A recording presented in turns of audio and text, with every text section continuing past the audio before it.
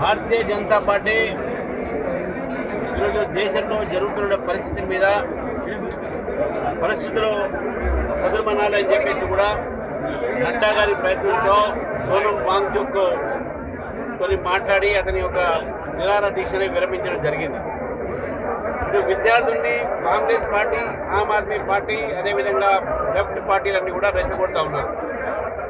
ఒకవైపు తెలంగాణలో ఇక్కడ బీఆర్ఎస్ పార్టీ నాయకులు ధార్నా చౌక్ దగ్గర ధార్నా చేసేటువంటి కార్యక్రమం తీసుకున్నారు. అసలు ధార్నా చౌక్ని ఎత్తేసే ప్లాన్ వేసింది ఆ రోజు బీఆర్ఎస్ పార్టీ. ఆ రోజు హైకోర్టులో పిటిషన్ తర్వాత ధార్నా చౌక్ మనకు మిగిలింది. ఆ ధార్నా చౌక్లో మన బీఆర్ఎస్ నాయకులకు ధార్నా చేసే నైతిక అధికారమే లేదు. ఒకటి. రెండోది, పేపర్ లీకేజ్ గురించి మాట్లాడేటువంటి అధికారం బీఆర్ఎస్ పార్టీకి అసలు లేరలేదు. ఎందుకంటే గ్రూప్ 1లో లీకేజ్ అయినటువంటి ఒక సందర్భాన్ని చూసినాము. విద్యార్థులకు 10 సంవత్సరాల నుంచి ఈ రాష్ట్రంలో వాళ్ళ హయాంలో ఉద్యోగాలు రాలేదు, పేపర్ లీకేజ్లు అయినాయి. గ్రూప్ 1 ఒక్కరు కూడా అపాయింట్మెంట్ కాలే.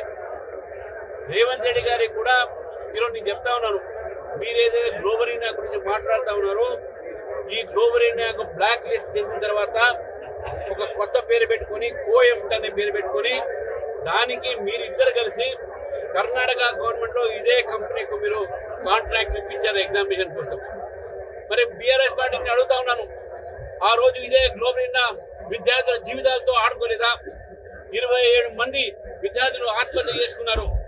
ఈ రోజు మీరు విద్యార్థుల గురించి మాట్లాడుతూ ఉన్నారు. ఈ రెండు పార్టీలు కూడా విద్యా వ్యవస్థని భ్రష్టు పెట్టించిన తెలంగాణ విషయాన్ని కూడా మనం గుర్తుపెట్టుకోవాలి.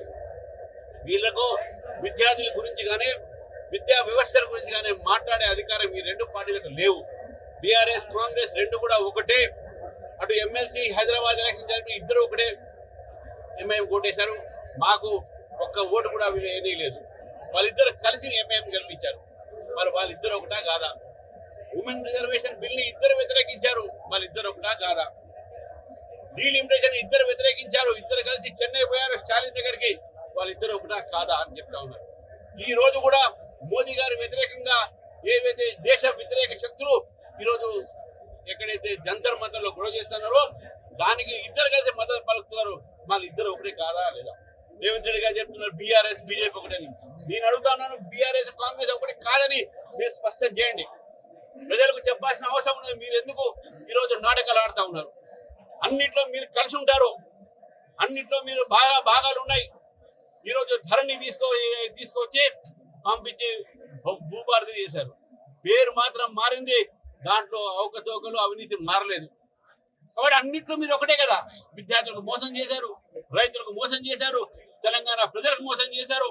కాబట్టి ఈ రెండు పార్టీలు కూడా ఒకటే అని చెప్పేసి భారతీయ జనతా పార్టీ భావిస్తూ నేను విద్యార్థులను ఒకటే అడుగుతున్నాను, మీ ఒకటే కోరుతా ఉన్నాను. తెలంగాణ విద్యార్థులకు ఢిల్లీలో జరుగుతున్నటువంటి ఒక ఏదైతే ప్రొటెస్ట్ ఉందో అది జెన్యున్ ప్రొటెస్ట్ కాదు. కాంగ్రెస్ పార్టీ హయాంలో కూడా 150 మంది 150 ఇన్సిడెంట్స్ రీసెంట్ గా కూడా రాజస్థాన్ లో కూడా గెహ్లోట్ గారు ముఖ్యమంత్రి లీకేజ్ అయింది. మరి ఎంతమంది ఎడ్యుకేషన్ మినిస్టర్స్ కానీ ఎంతమంది ముఖ్యమంత్రులు రిజైన్ చేశారు చెప్పండి.